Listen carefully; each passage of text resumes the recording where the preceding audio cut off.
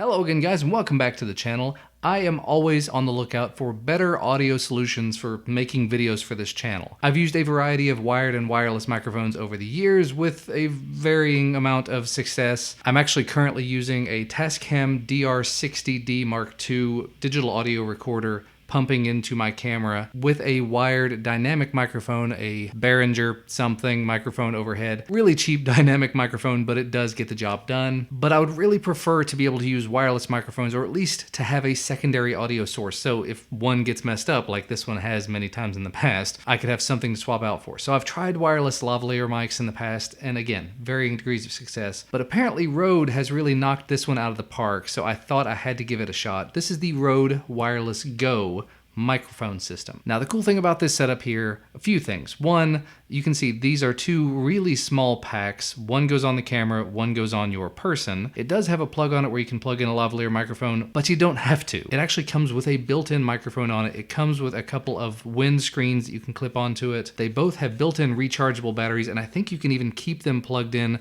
while you're using them. So the one that's on the camera, I could leave plugged in all the time and just go. This sounds like an amazing thing for me. And I've heard that the quality is great, and it's $200. I bought the Sennheiser G3 wireless system, and I think I paid $350 or $400. There might have been a rebate, but I don't think it ever came in. So for $200, if I can get something that is as good as or better than that, I am all in. Let's give it a look. There we go.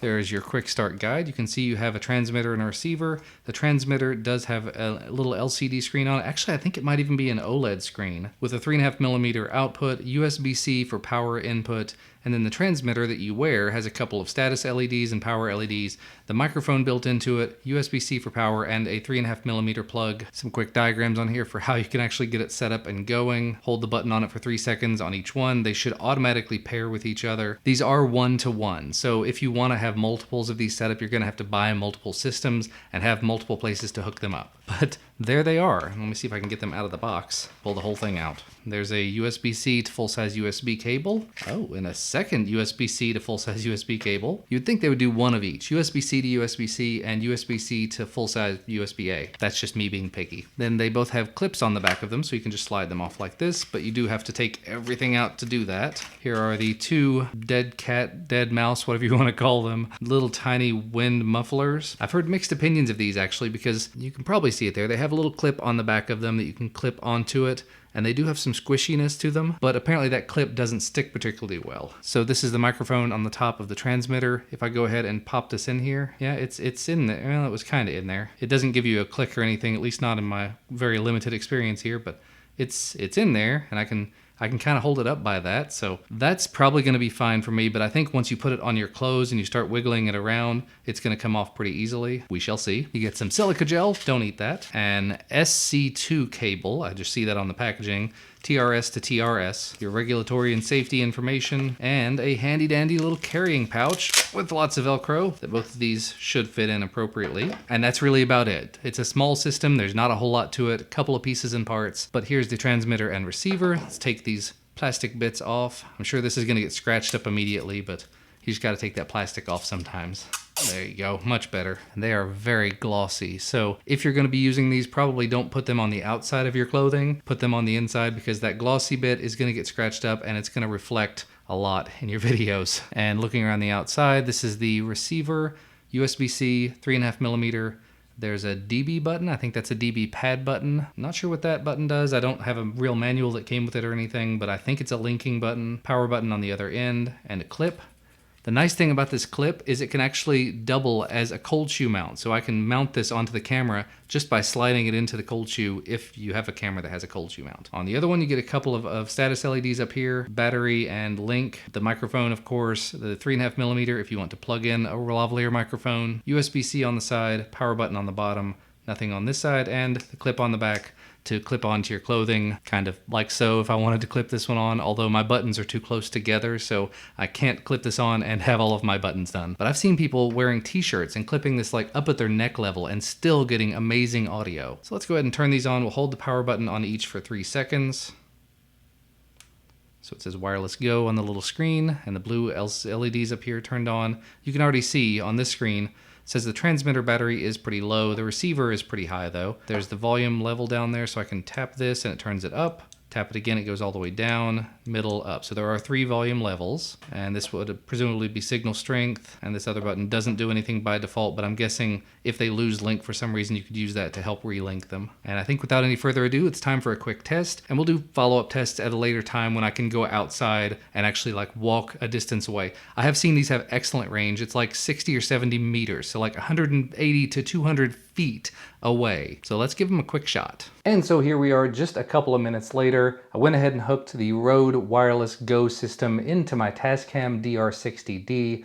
Hopefully this is capturing appropriately. I can see from the volume meter this does capture a little bit louder than the setup I was using before. After that quick clip just a minute ago, I had the Rode Wireless Go right here. It seemed to be picking up a lot more echo in the room, so I've gone ahead and moved it up a lot closer to my mouth and turned it down a little bit on my Tascam. So hopefully this sounds a little bit better. I just have to make sure not to like lean down or lean up or anything. Don't want it to hit my neck or anything like that. And again, for the sake of comparison, I've gone ahead and taken one of these windscreens and attached it. It's not gonna make any real difference because I'm indoors, but just checking the volume levels, and it looks like it's about the same as what it was before. This is another quick test. I've got the lavalier microphone that came with my Sennheiser G3 set plugged into the wireless transmitter from the Rode Wireless Go system. Looking at the meters over there, it looks like this one is a little bit quieter than the built-in microphone, probably 3 or 4 decibels quieter. I was hitting -14 to -16 dB on my Tascam, and now it's like -20 to -18, so it is a little bit quieter using this mic. And now I'm just gonna hold this one in place because I don't want to push it through the shirt, but this is the Rode pen mic. So I've got a Rode microphone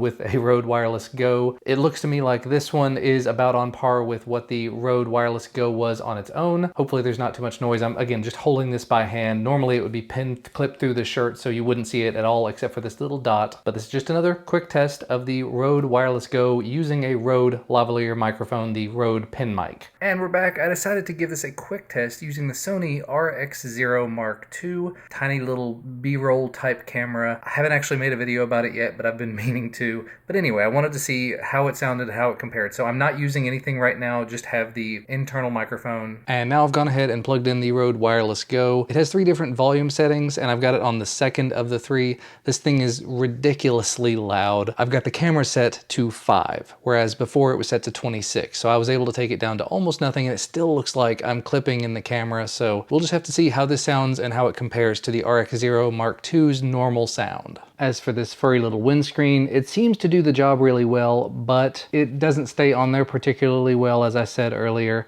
Rode has actually put out a video talking about the better way to install it, and it involves pulling the outside of the windscreen back in firmly. And maybe it's just because I've got an earlier version of it. Maybe they've released a newer version that has better clips, but it doesn't make a whole lot of difference for me. It still comes off pretty easily. Like right now, sorry this is gonna hurt your ears probably, but if I mess with it a little bit, it doesn't really come off. So I might have actually finally gotten a good connection, but it doesn't take a huge amount of effort to actually remove it. So that's the one real downside that I see to this thing. All in all though, to just go ahead and wrap this video up and not waste any more time, really nice sound quality for taking something like a small handheld camera or a portable setup and adding wireless to it. This thing is great. The only downside you're going to see, and I didn't feel like demonstrating it in this video because I've seen lots of other videos where they do this, the transmission range is like 200 feet as long as you are facing the transmitter. So as soon as you turn your back to it, you're gonna lose signal entirely, even if you're just a few feet away. But realistically, the grand majority of filmmaking type things, I think you're gonna be facing the camera if you've got one of these on. And you could probably even hide it under clothes somewhere or tape it to you somewhere where it's not visible and still get much better audio than you would get straight out of camera or even sometimes with an overhead microphone. For me, for my home studio, I'm still gonna be using an overhead microphone. I might use something like this as a backup, but for traveling, like whenever I go on vacations or when I'm going to events and stuff, this thing is definitely going to be in my bag. I think it's $200 and there's probably sales going on, so I'll put links to everywhere I can find it, most likely affiliate links, so I can get a little bit of a kickback, and I definitely appreciate it if you use those. But I guess let me know what you think down in the comment section below. What does the sound quality sound like to you? No post-processing will have been done to this. If anything, I'll just raise or lower the gain a little bit. Probably lower a little bit. But thanks so much to you guys for watching. Again, I paid for this out of pocket. Rode doesn't know that I exist. They didn't send me anything. Hit the like button if you liked it. Subscribe to the channel to get notified when new videos become available. And let me know if you want to see a video about the RX0 Mark II. It's probably a little late for it at this point. But I'll see you again next time. Bye, guys.